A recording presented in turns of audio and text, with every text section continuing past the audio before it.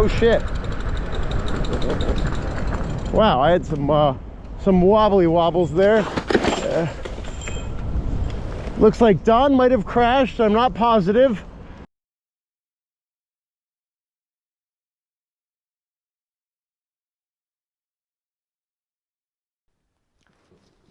Hey everyone, it's Dawn here. I figured I'm going to do a complete breakdown of the crash that I had the other night because I think this information is really helpful for being able to crash well in the future. And that is how I choose my gear, and I learn how to crash, and I learn how to crash well, and I am able to do these big crashes with very, very minimal damage to myself and my wheel. So, oh God, let me see. You're too close. So I figured, yeah, let's go ahead and share this knowledge so everyone else can benefit. One of the things that's very helpful is just knowing what is possible. If you see a whole bunch of people crashing and always their wheels are always destroyed and they're always getting hurt, then you might think that that is normal and that is just what is to be expected. And if that is what you expect, then that's what will happen. So, but if you see the possibilities, the other possibilities, it's like, oh, you don't have to have road rash all over your body. What? You don't have to get totally injured. What? Your wheel doesn't have to be destroyed. What? So if you know that there's possibility of better, then why not do that? So, all right, so let's get into it. Disclaimer, I do not place any blame on anybody else other than myself. These are the choices and decisions that I made, and my crash is my own. So what happened? It was at a night ride. There was a group of us going out. It was a spirited ride, and let's see, I think Roger's the fastest, and he hit like 59.3 or something like that miles an hour, close to 60, and I hit 58.7 miles an hour. Then we get to the end of the trail. That fence has always been there. It's just that that night I was just more focused on Roger ahead of me, and I didn't pay attention so much to the fence. But he decided to do late braking into that fence, and he got wobbles.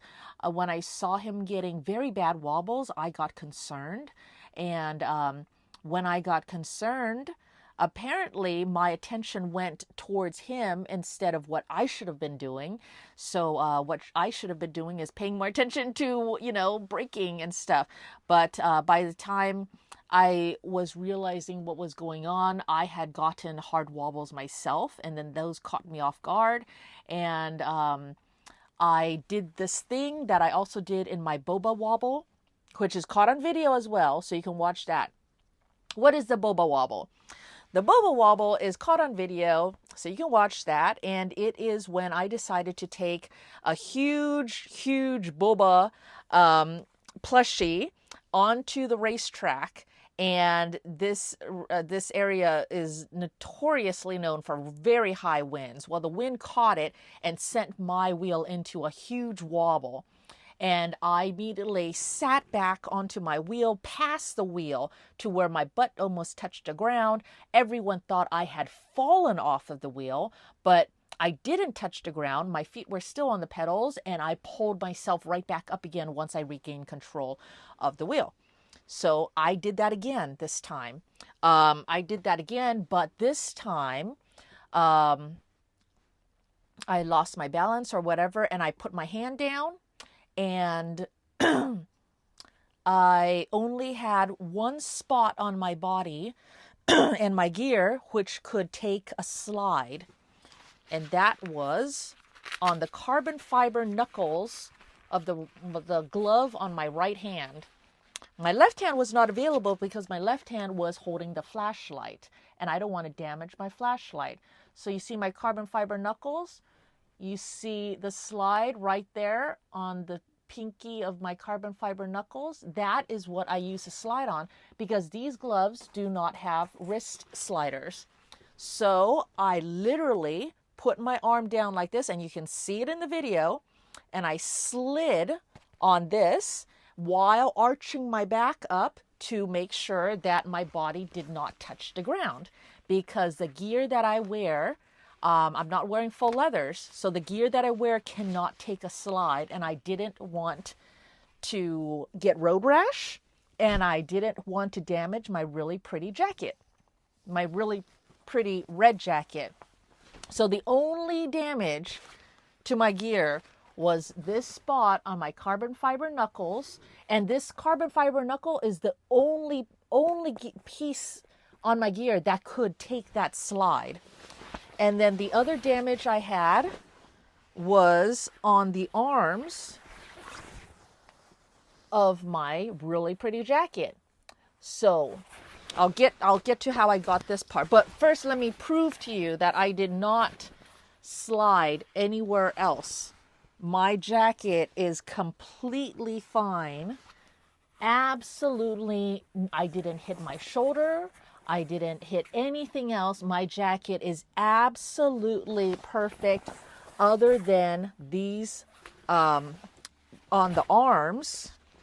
And if you look at it, this is not slide damage on my jacket. This is rocks. All right, so I know that I got to slide. I'm sliding like this. I'm arching my back up, keeping my body off of the ground. My whole entire arm is holding my body weight up, and I'm balancing and sliding that way, and that would have been perfect, but I chose to aim for the bushes and all of that really tall weeds, because I thought that, oh, dirt and brush, that would be perfect. It'll be a nice soft landing. What I didn't know was that there was a huge ass hidden rock in there, and apparently other rocks all in there. So yeah, I didn't know about that. So I hit that rock, and that is where I damaged my hand. So I'll show you the damage to my hand. And that is, bruises don't show up so well on camera, do they?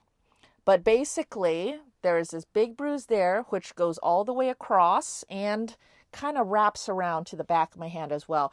But this muscle is damaged, and this muscle is damaged. And this spot here really hurts a lot. And that is because I had my hand in a fist, and I had it down like this, and I'm sliding like this, and then I hit the rock with this hand. And when that happened, I flipped the rock, I turned the rock, all of this you can see in the video, and then I tumbled. Then when I tumbled, my wheel went to the right towards the water, but it gets yanked back from my tether. My tether saved my wheel again. I went tumbling this way. You can see what orientation I am by watching the light on my flashlight in the video. So my flashlight is in my left hand. As I'm riding, you see my flashlight on the left. When I go down this way and I put my arm down on the ground, you see my flashlight pointing this way. And then when I fall over this way, you see my flashlight this way. Then you see me flip over, and now my flashlight is on the left again. I come to a stop with my back up against the fence, my feet pointed, in the direction of the water, and my hand in the direction of the street again. So I completely flipped over again, and I tumbled. In that space from hitting the rock to the fence is where all of my damage came from. Without that rock there, I would have gotten away scot-free, just sliding to a stop. But that rock hit me, and then or I guess I hit the rock. I do blame the rock. I hit the rock, and that sent me into a tumble, and that's where this damage comes into play from the arms of my jacket. And I'm very sad about that, because this is my pretty jacket. So it's not showing up very well. But anyways, so that's rock damage. Not the big rock. The other rocks that were in there, or something else. Something that happened between hitting the rock and the fence. That's where all the bad damage happened when I tumbled. and the tumbles from the rock interfering with my trajectory, my nice slide trajectory to the fence. So that happened. And why did it happen on my forearms of my jacket? Because once I hit the rock, it hurt. And once it hurt, I went into a defensive tuck. And when I go into a defensive tuck, it's to protect my head and my upper body and everything. I go into my defensive tuck and things hit me. They hit my forearms. That is those marks on the arms of my jacket. So, let's see. So then I don't get up. And people are wondering, well, why were you just laying there like you're dead?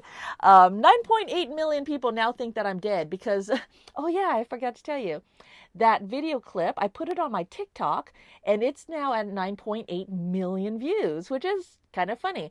But, oh yeah, if you can, please support me on my Facebook, TikTok, Instagram, YouTube. Please like, comment, and subscribe. All right, so why don't I get up right away? I don't get up because one of the worst things that you can do, and I learned this from motorcycle racing, is while you are sliding, trying to get up too quickly. One, a lot of people will think that they have stopped sliding. And I've even seen a video of this recently of an EUC rider on a track or something that crashed. And then you see he crashes and then he tries to get up, but he was still sliding. So then he crashed again and tumbled, got more injured. If you try to get up while you are still sliding at speed, it will absolutely guaranteed send you into a tumble that will break bones and hurt you more. So in that time after a crash, you might be confused. You might not know that you are still sliding. So best course of action is to relax your whole body, get into your defensive tuck, and stay there until you absolutely know everything is safe. So that is what I do. I get into my defensive, I stay into my tuck, I am waiting to see if everything is safe, I'm making sure that I have stopped sliding, and then I start doing my internal checks. Well, you do see, once I hit the fence, you do see my flashlight still on. You see that I turned it off. And then you see me reach up and turn off my cardo on my helmet. That's the music playing in my helmet. I turn that off, and then I open my visor, and then I relax and just do my internal checks. So my internal checks is checking, my toes are wiggling and my fingers can wiggle, and what is damaged. Depending on how much I hurt will depend on how long I am down in my curled up state. How much I have to check and all that. Once I am all better, the other thing that I'm doing is I am also getting a handle on my pain, which at that time the pain was in my hand. Getting a handle of my pain, feeling to see how bad it is and whether or not I can, making decisions like, can I continue the ride? Do I need help? Blah, blah, blah, making all of these decisions. And then I decided that I was fine and I could continue the ride and everything was okay. And then you see me make a complete switch as I regain my composure and I pop back up again and I'm laughing. I give Roger a fist bump and I'm like, yeah, everything was okay. Then you see me start to get my wheel up.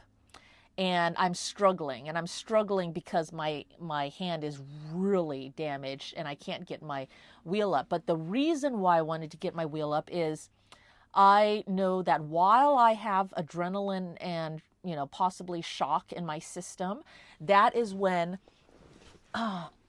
before the pain will really kick in, is when the adrenaline stuff is helping you. This is the time before that wears off. It's like a freebie.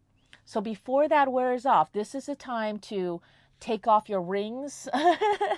If you have rings on and your fingers are going to get swollen, take off any gear that you need to take off so that the ambulance people don't have to cut it off. Get yourself to safety. If you're in a crash zone or you're in a dangerous spot with a lot of traffic, get yourself to safety. This is the time to do it. This is the time to do it while you still have the natural drugs in your system and the pain hasn't completely kicked in yet. Get yourself to safety, get whatever gear off that you need to get off, get yourself situated. So that was why I was trying to get my wheel up and everything, because I figured I'm not going to get my wheel up after the pain really kicks in my hand.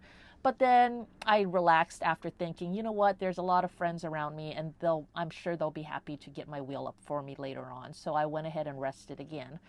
Let's see. What do I need? Oh, did anyone notice that I didn't make a sound in this crash? So, all of you that have been watching my videos and stuff, you know that I make a lot of sounds when I ride. I squeak, I squeal, I scream, I go oofa, or, stuff like that. I do that when things are all hunky-dory and everything is fine. When things get serious, I switch to another mode. And in that mode, I don't make a sound. So in this video, did you notice how creepy it was? I did not make a sound. Let's see.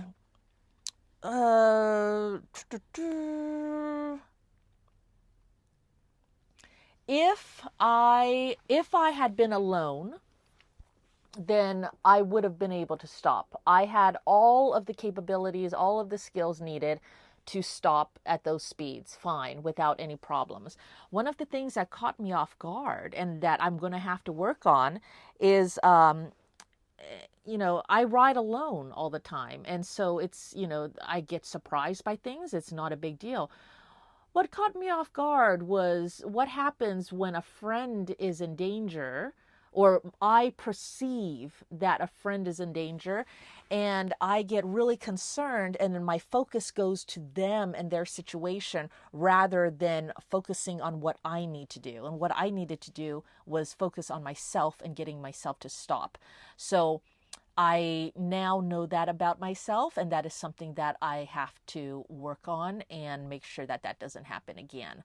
Another reason why I wobbled is because I had totally forgotten to consider the fact that for the past week, I have been riding the ET Max and the Commander GT Pro, switching off between those two and riding them and testing them and all that stuff. And then this was the first time I got back on my my EX30, and this crash happened within 5-10 minutes of riding it. I did not do my brake check. I usually, at the beginning of a ride, I will do a hard brake and I'll go brake check and just make sure that I have my brakes. I didn't do that on this ride. That's another mistake. I forgot that after riding many different wheels, I have to acclimate to the wheel that I'm riding before I can do high level stuff. Not for little stuff, obviously, but for high level, high speed stuff. High speeds, hard braking from high speeds, all of that stuff. I didn't do that, and that was my mistake. And so that all played a factor. The fastest way, if you get a brake wobble, the fastest way to stop a brake wobble is to stop braking. But at this moment, I didn't have that as an option, I thought, because Roger had his braking distance was from him to the fence. I'm back here, and my braking distance was from here to the fence. But when I perceived that Roger was in trouble, all of a sudden my braking distance isn't to the fence, my braking distance is to him. So because if he crashes, I don't know which direction he's going to go out, and his wheel goes out or whatever, and I don't want to hit him. So my braking distance all of a sudden shrinks, and that becomes a factor. Once I realized that he was fine and he regained control, then by that time it was too late. I had already been wobbling for a while, and I held on as long as I could, but then I decided to go into the slide route instead. And with the slide route, I could now slide, and I chose to, go into the the bushes, which now I know is wrong because bushes can hide hidden rocks, which will really hurt. So now I know that that was the wrong mistake, but I had my whole landing spot all picked out. All of the damage came from the rock to the fence. Hitting that rock changed my trajectory. It sent me into a tumble, and I don't know if there are other rocks in there. It seems like there would be, considering that I had defensive wounds on my jacket. Oh God, I'm sorry that this video is so disjointed and I'm kind of bouncing around all over the place. And now I don't even know what I've said and everything, because I had recorded this whole thing as a whole hour-long video, 45 minutes. And then I lost that video, and now I'm trying to redo it again, but this time I'm going to redo it super short. So, let's see. All of my gear worked perfectly. The one piece of gear that I had identified that I needed was wrist sliders. And I talked about that in my last video, about how Liam in New Zealand was making these new wrist sliders that can fit onto any motorcycle full gauntlet glove, which is what I have determined I must have. So these will be sliders that can fit on any full gauntlet motorcycle glove of your choice. And they have already sent it out to me, so I should be receiving that soon. And Eevees at E-Rides reached out to me today, and they want to send me their gloves. They have a really nice looking full gauntlet motorcycle type glove with the knuckle protectors and stuff like that, and built-in wrist sliders. So he wants to send me that. He said to expect it in a couple weeks, and then I'll test those. But yeah, that was the only part of my gear that I felt was lacking, and I spoke about it at the last video. And what is that irony when it turns out that that is the exact type of gear that I needed. Can you see the bruising here, here, and then across here? That is, yeah.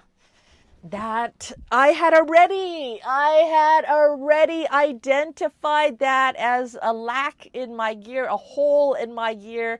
All my other gear selection was good.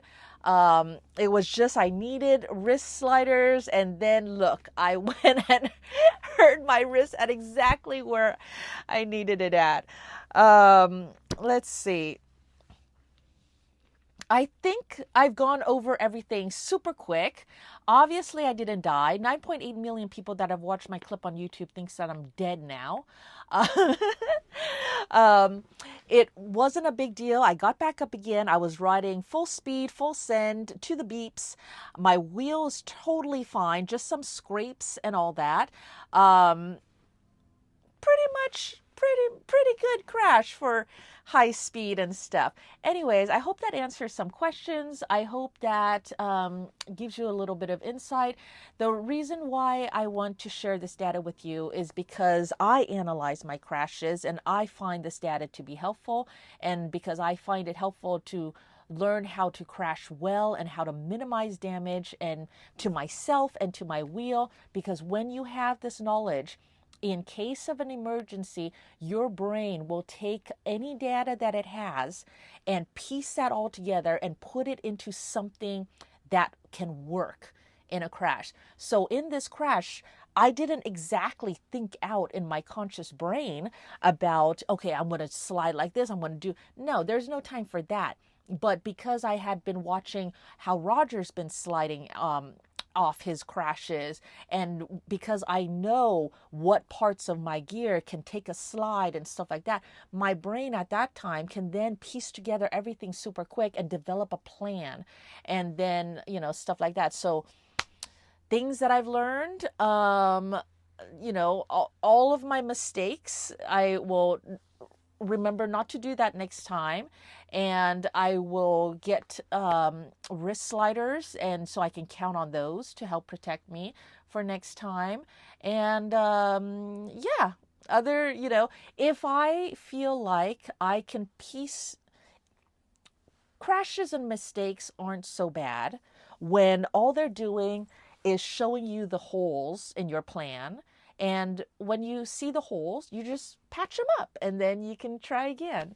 So anyways, ride safe, everyone. Hope that answered your questions. Hope that helps. And thanks for joining me. And I will talk to you guys later. Bye. All right, so I got my wheel out of the car, and just minor cosmetic damage to the protective grizzler system here.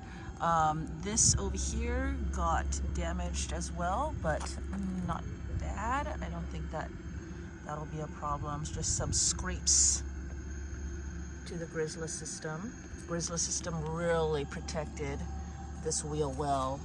And then this, my Clark Titan foams also. This, I actually lost this pad. This pad came off completely, which is quite a feat because it's on there good, but it's actually separating on here too. So there was a lot of torque going on. I don't know if that is, I think that some of that is from last night as well, because that seems like fresh dirt. So the left side took most of the damage. The right side, there is a little bit of scrapes along the front here, but nothing bad that I can see.